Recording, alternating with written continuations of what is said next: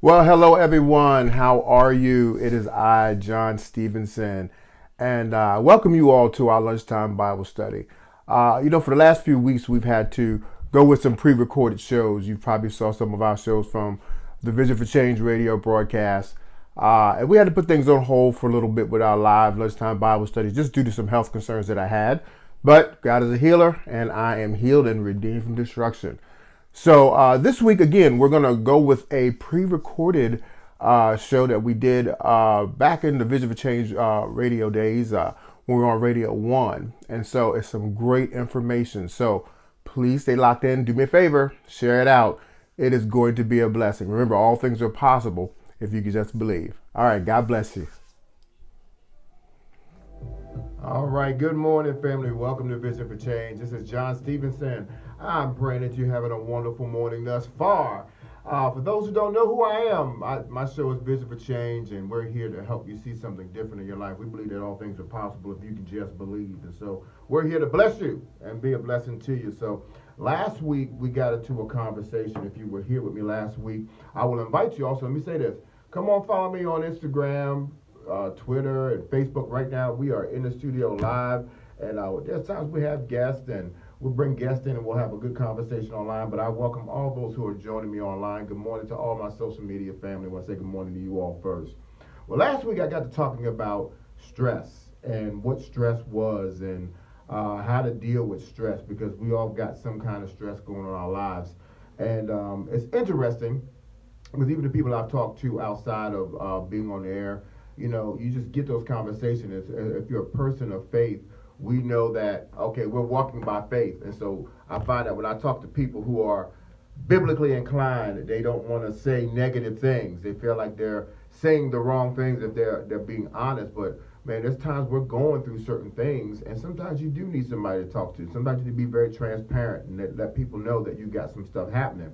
So my thing is just to help you with that. Help us to see some things, and to recognize that some of us do have some things going on that's stressful in our lives. But I believe that everybody can get through whatever the problem is.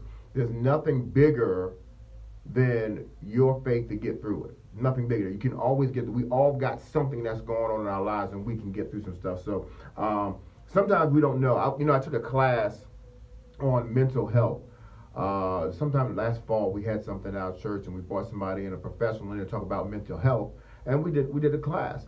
And some of the things that lady went through, I said, oh my God, I've got that going on in my life. Oh my God, there's pressure. I got this, I've got that.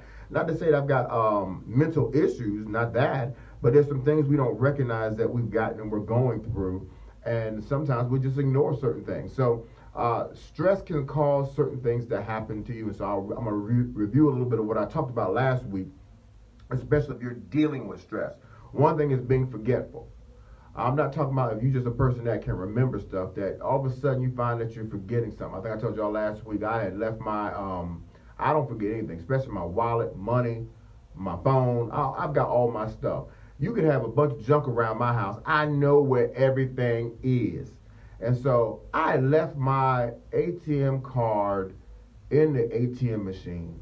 And I'm looking for this card. I'm going, where is this card? And I went to the bank to tell me, oh, your card was in the machine. And I didn't realize I left it there, because I had a lot going on. And sometimes when you're dealing with stress, you're just living your life walking through stuff, but you don't recognize that you're dealing with stress. And so I said, okay, man, I left my card. So I need to go get my card. I got my card back from the lady and all that. And so I'm trying to walk through this situation daily, but it's a problem. So I'm forgetting things. So I said, okay, I got to work on something. And people are telling you, work on your stress. Temper. If you got a bad temper. Sometimes your temper will raise up. You're not normally an evil, mean person, but sometimes you got that temper thing going on. So you got a bad temper. Chronic fatigue. You're always tired. That's something we talked about. You find that even when you wake up, you're just tired all the time. That's a sign of having stress. Sense of helplessness. If you feel like I'm just helpless, nothing can help me. Nothing's going right. Everything is going bad in my life. That's another area of stress. Not having a sense of accomplishment. we've all got some good things that we've got going on, we've accomplished in our life, but sometimes you might feel like, okay, I got some things that don't seem like they're working for me. But sometimes, man, the truth be told, man, you feel like you're not accomplishing things. Sometimes you have to step back and reflect and look and see that, okay, I got some good stuff that's happening in my life. I got good kids. Your kids may not be the best. And sometimes it's not good to compare yourself, but we do that sometimes. Sometimes we'll compare ourselves to somebody else. But I'm not telling you to compare yourself. Here's what I am telling you. I'm telling you, sometimes you can look at your life and not appreciate the things that you got that are good because you're pressing, especially people who are driven to do things. You'll miss all the good things that you got going on. So that can help you feel stressful. Feeling like a failure, like nothing working right. I feel like I'm failing at this, failing at this, failing at that. Sometimes you can fail at certain things because you just don't know. There's many reasons people fail at stuff.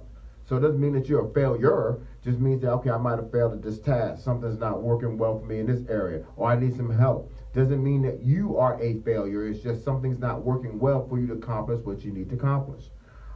Headaches and tension. Yeah, and you're popping pills to try to get rid of that stuff, man. Some of that stuff is a result of you having stress in your life.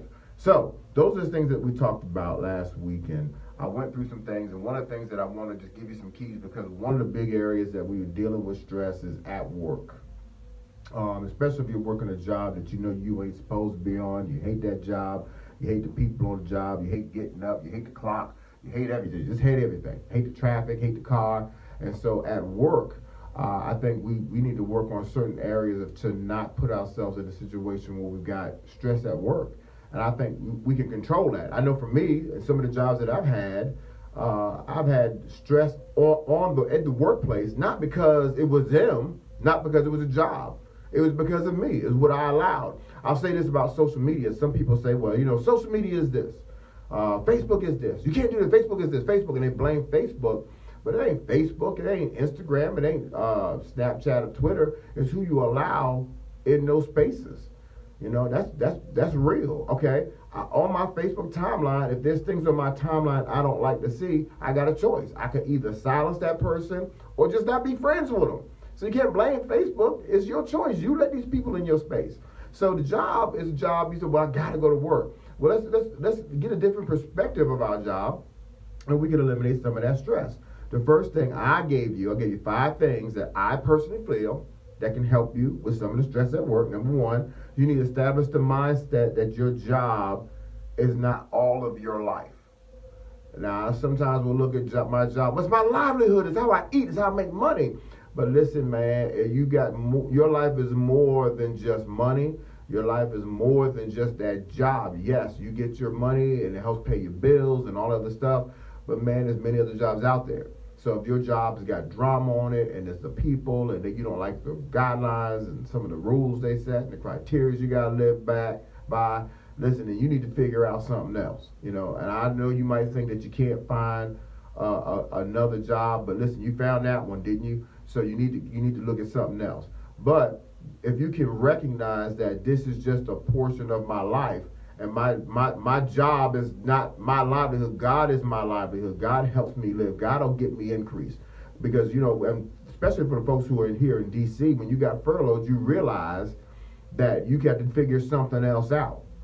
And something else worked out. Now, thank God that they got back to work. Thank God some other things worked out. But it made you process something differently when you realize that your job wasn't going to be the source.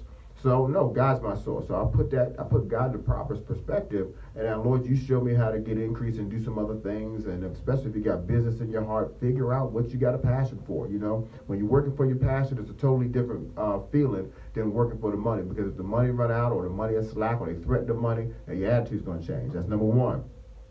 Number 2, establish proper relationships on your job. Everyone on your job is not your close friend. You need to figure out who are friends and put people in the proper place, man. You don't need to tell people on your job, all your business. They don't need to be in everything in your life, because now when things go south, now you got some problems with the people on the job. So my thing is, watch who you're talking to at work. Watch who you share things with at work. Watch who you letting in your space at work. Who's in your ear. And then recognize, okay, I just work with them. I work with them. They're good people. I might go out. We might have some time after work and kick it. But listen, the people on my job they ain't in my inner circle.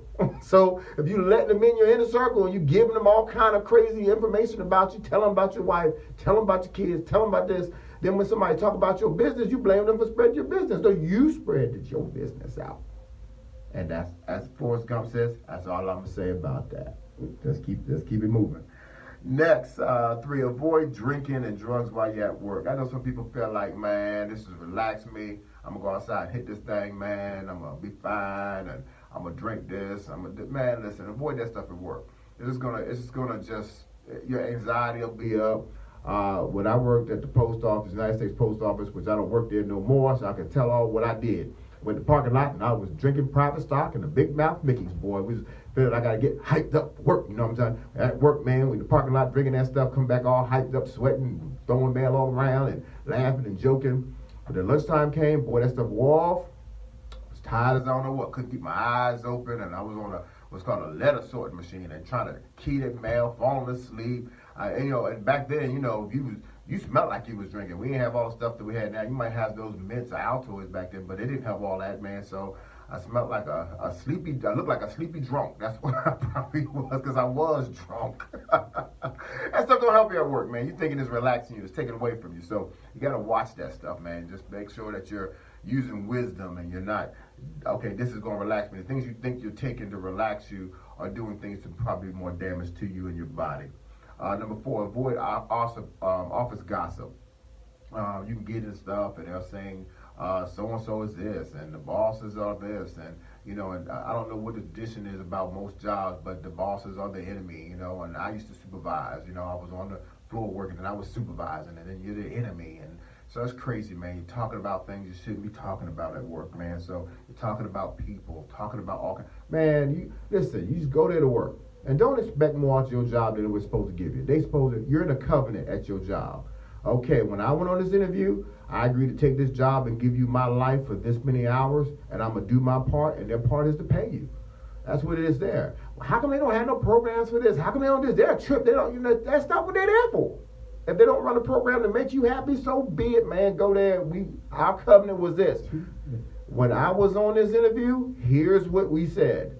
I signed this thing saying that I'm going to work this job. You might tell me to work overtime, whatever that agreement is. You do your part, and yes, it's good if your job has things to inspire you, motivate you. We get together, and I think that's a good thing. But don't expect that's not what they're there for. They're there to pay you to do something. So see, we get more stress in our life when we're expecting things, especially even in marriages. I can talk about relationships. We'll get to that later on, sometime this year. But are you expecting things from your spouse that you're not supposed to have? Okay, my wife can do certain things and I have an expectation from her. I put false expectations on her. She can't perform it or do it. Now I'm stressed out. You got to know what you're dealing with. You got to know your supervisors. You got to know your managers. You got to know what's going on. Don't put stress on yourself. Leave negative issues at work. Don't bring them home. You spend your time at home and chill and do whatever. If you got family, man, don't bring that stuff to the house, man. Just leave that stuff at work, especially if you've got a stressful job. Leave those things at the house. So that's what we talked about last week. Now, we're going to get into this week. What are some specific things that you do to de-stress? And I got some keys, and I got some of my friends who gave me some stuff on social media. I'm going to read to you, but we're going to make a break real quick for traffic and weather. So it's John Stevenson for Vision for Change. We'll be right back. All right, I am back, and thank you for listening to Vision for Change. I'm John Stevenson, your host, and we've been talking about living stress-free. Oh my God, there's nothing like having some good stress, right? Yeah, it just messes with all of your life, man. So I'm trying to help you today. How do we live stress-free? How do we keep it real and just live stress-free? You don't have to have the stress in your life, and I got some keys. So we talked about a few things last week. Let's get into some. How do you de-stress? What are some things that you do to de-stress? So my Facebook, if you again, I'm on Facebook, John Inspires 247. You can find me on Instagram, Facebook, and Twitter. We're in studio live, and I love the comments. I thank you all who are giving me comments and sharing it. Love you, love you, love you. All right. Well, this week's question of the week was, how do you de-stress? Phyllis Dogan. She says she reads, a manicure, pedicure, and massages. Basically, she says she just has a spa day. And I think that's good. If you like spa, do your thing. Go to the spa, whatever that does for you, let it do it for you, man. I've got a lady I go to now that does massages, and oh my God, okay, this is real. I've had maybe 4, maybe 5 massages in my life. This lady, man, she's working it. I mean, my Lord, that's all I can say. My Lord, do what you got to do to de-stress. Let somebody help you de-stress. Get the stress off your life, you know. All right. Diane Cabot says absolutely nothing. She just chill and gets quiet. Yeah, sometimes we gotta de-stress. Sometimes I just don't want to hear nothing. It's amazing that we have the TV on. That we have the TV on all the time. And so to have the TV on is just turn it off and you don't hear that buzzing from the TV. Man, that's cool right there. That's so cool. So sometimes just turn the TV off, sit, close your eyes in the morning. That is my time for me. I don't have anything. I like the sound. I downloaded this app that had water running. I just like to hear water running. Just something that's just tranquil about that, man. Leah Joppy, she posted, treat myself to a high fat meal. so people have their cheat days. If they're working on stuff with their physical body, they're cheat days, man. So there's some things that I see. I might cheat all the time. My wife and I have been talking about some things we need to do, but Cinnabons, oh, that's divine. I think Jesus made those, Cinnabons, and there's certain things you might eat that make you feel cool. Whatever you do you, man. Denise Produce says she likes to listen to music and dance. That's good, Denise. Beverly Hilliard told me she says she likes to reflect on God's word. Let me tell you something. The Bible says God's word is alive. It's sharper than a two-edged sword. So you listen to the word, it will do something to you. I remember I was dealing with something physically in my in my body. And I'm going to tell you, man, it was bad. Joyce Myers was preaching on character. I just let it come in my ears. I started feeling better. Oh, my God, I started feeling a lot better. Donald John Smith says, she said, I quit my stressful corporate job to pursue my purpose as a massage therapist and a facilitator of healing. And so sometimes, like I said earlier, it could be your job. Your job could be causing you stress. Right now on my social media, Monique, how you doing, Monique? How you doing, David, Doris? Monique said candle, coffee, and a good book. Yeah. So now, sometimes turn those lights down, let your brain rest, and just kind of chill. Those are good things to kind of de-stress. If you got these things that you know that you can do, or you got someone, and share them with friends, man. We use social media for so many things. Just, hey, keys, you can help people. I read people's posts and see things, and those things help me. You just got to find what is good for you. What is good for you to de-stress? Well, I'm going to give you some of my things. Let me read this to you. This is Luke chapter 10, verse 38. And it's Jesus is going into some friend's house, Mary and Martha. So I'm going to give y'all something out of this account. It says, now it came to pass, as they went, that he entered into a certain village. A certain woman named Martha received him into her house. She had a sister called Mary, which sat at Jesus' feet and heard his word. But Martha was cumbered about with much serving, and came to him and said, Lord, don't you care that my sister's just sitting there and left me to serve alone? Bid her or tell her to come to me. And Jesus answered her. He said her name twice. Martha, Martha, you're careful about many things, but one thing is needful, and Mary has chosen that good part. Mary made a decision to chill and to hear Jesus. That was her way of doing it. Now you got to think about it. When Jesus rolled up, we know it's Jesus, 12 disciples, and possibly 70 people. Could have about 83 some people, and not even count the people that might have lived in their house. So, there's a bunch of people there. Martha's trying to serve. So she's running around doing stuff. So she's like, okay, this lady, she's just sitting there. Come on. You my sister, you help me out. Jesus, tell her to get up, come and help me, and do this. And Jesus had to say her name twice, which means she must have been, this is just me. I have what's called the JSV, the John Stevenson version of the Bible, because I see it how I see it. He had to say her name twice, which means she must have been going off up in that joint. He said, Martha, Martha, Mary has chosen something other than what you. Don't sweat her because she's not running around with her head cut off like you doing this. Just chill. You need to be sitting down hearing me. Now, we've used that in the church that, hey, you got to hear the word, which is true. I do believe that. You got to hear the word will help you. It depends on who's preaching it. Everybody's got their favorite preacher who ministers to them. But she chose, okay, Jesus is in the house. I'm just going to chill and hear Jesus, man. So there's a way you can de-stress. And yes, there's things we got to do, but when and how is very important.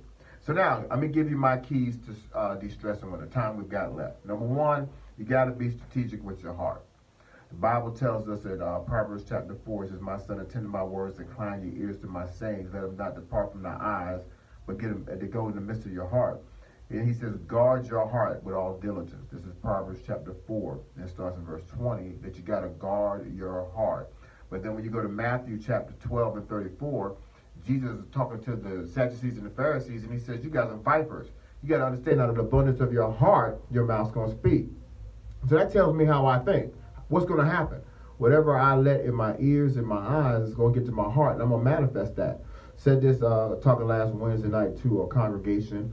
You know, I have to manage. I don't need somebody to tell me. The Bible tells me. Okay, if whatever goes in my eyes and gets to my ears, gets to my heart, I'm going to manifest, I'm going to talk, I'm going to act based on what's in my heart in abundance. Because out of the abundance, my heart's going to speak.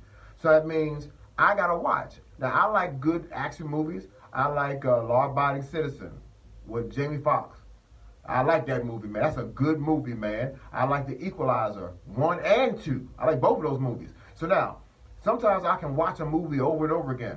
So let's balance this. If I got more of Law Abiding Citizen, Equalizer 1 and 2 in my heart, and those are movies on revenge, now if you do something to me, you might get the effects of my mismanaged heart.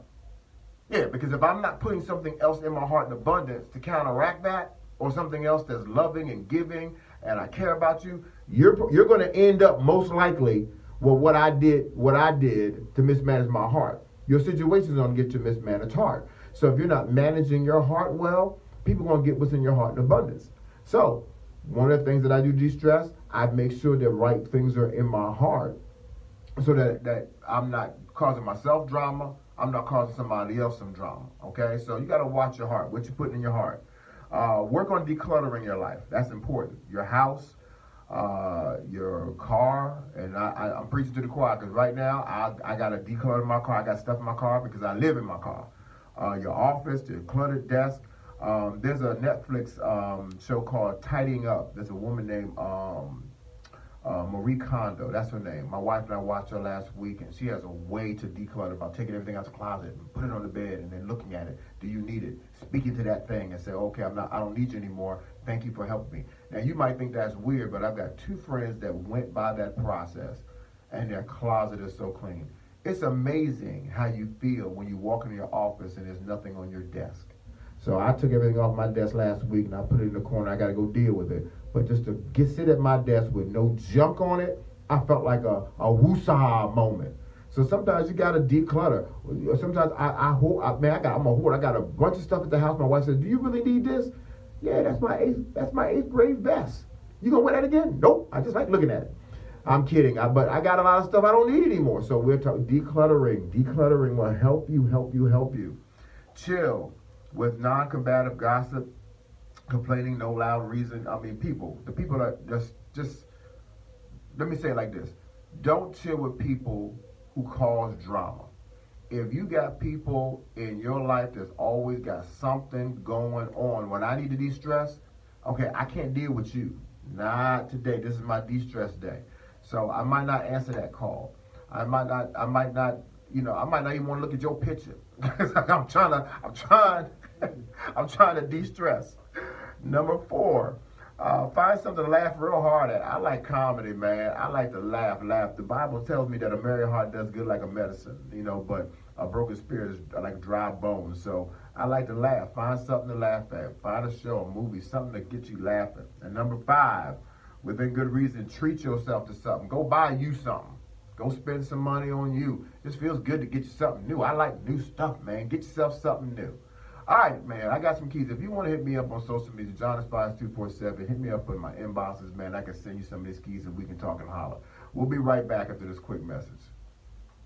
John Stevenson from the Vision for Change Radio. If you want to be a part of something great, join me with John Stevenson Ministries, the Vision for Change Radio Show. You can be a partner of what we do. You can contact us at info@jsmonline.org. That is jsmonline.org is the website, or you email me at info@jsmonline.org. If you're interested in a corporate sponsorship, come on and contact me as well. All things are possible if you can just believe.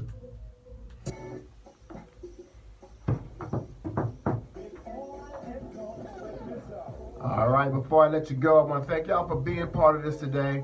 Listen, start thinking about this stress thing. There's too many people out there that having strokes. Things are happening to them physically, and they're not attributed to stress. Listen, man, find me on iloveIgiveIserve.com. If you're interested in some type of corporate sponsorship or partner with me with what we do here, man, we'd love to have you to be a part of what we're doing at Vision for Change. Listen, you guys have a blessed week. I'm praying for you. Pray for me. Remember, all things are possible if you can just believe. We love you guys, and we'll see you next week. Bye-bye.